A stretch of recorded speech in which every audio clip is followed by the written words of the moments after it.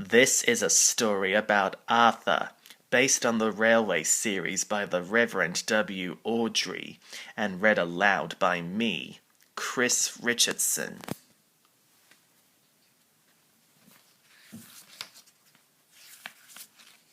This is a story about Arthur, a proud tank engine.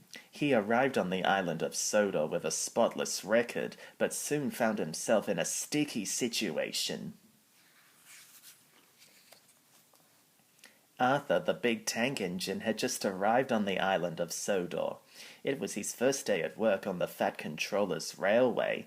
I must be on time, Arthur worried as he chuffed through the countryside. He didn't want to be late.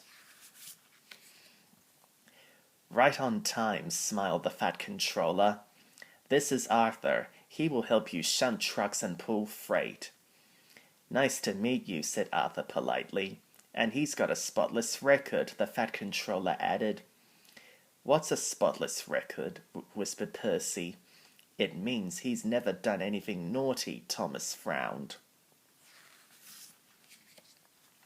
At Brendam Docks, the three engines were soon working together. Thomas and Percy knew that they weren't supposed to bump the trucks, but it was such fun. Join in, Arthur, laughed Thomas. No, thank you, said Arthur quietly. He didn't want to spoil his spotless record. Arthur's first job was to push a line of trucks to the market. He coupled up behind the trucks which were loaded up with crates of fruit. The trucks, though, were not behaving themselves and sang songs to tease Arthur. Root toot toe, come on, let's go. The fruit's going moldy 'cause you're too slow. How rude, huffed Arthur. The truck singing gave Thomas a naughty idea. The Fat Controller doesn't like the trucks to sing, said Thomas. You must tell them to stop. Thank you, Thomas, said Arthur. I will. Arthur puffed steadily out of the docks. The trucks will cause trouble for Arthur if they're not allowed to sing, laughed Thomas.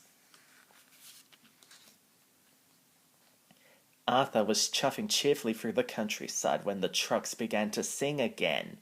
Chug, chug, chuff, you tug and puff, but you're too slow, you've got no puff. No singing, said Arthur firmly. It may be my first day, but I won't fall for your tricks. The troublesome trucks were cross. If Arthur won't let us sing, one truck whispered. We'll teach him a lesson, chimed the others. The troublesome trucks put on their brakes and made their wheels screech and squeak along the tracks. Arthur struggled over bridges and huffed and puffed through tunnels. When poor Arthur puffed to the top of Gordon's Hill, the trucks swooshed down the other side, laughing all the way. Suddenly, Arthur's driver spotted a red signal at the bottom of the hill. He put on the brakes. But Arthur couldn't stop in time. Fruits of all shapes and sizes from the troublesome trucks flew into the air and landed splat, splot, splat all over Arthur. Arthur was terribly sad. It was his first day on the Fat Controller's railway, and his spotless record was ruined.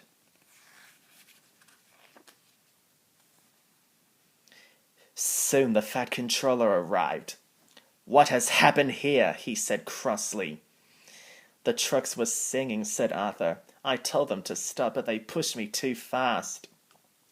Please, sir, it's my fault, said Thomas sadly. He told the Fat Controller what he had done. Your record is still spotless, Arthur, the Fat Controller said. Thomas, clear up this mess at once. Soon, Harvey arrived with the breakdown crane and lifted Arthur back onto the rails. Thomas stayed behind to help the workmen clear the track. It took a very long time to clear up the sticky mess. By the time Thomas puffed slowly home, it was dark. When Thomas arrived back at Tidmouth Sheds, Arthur's crew had cleaned the squash fruit from his funnel. Arthur looked spotless and sparkled from buffer to dome. I'm sorry I played a trick on you, said Thomas. That's all right, said Arthur. Thank you for telling the truth. Well, I never had a spotless record to ruin, smiled Thomas.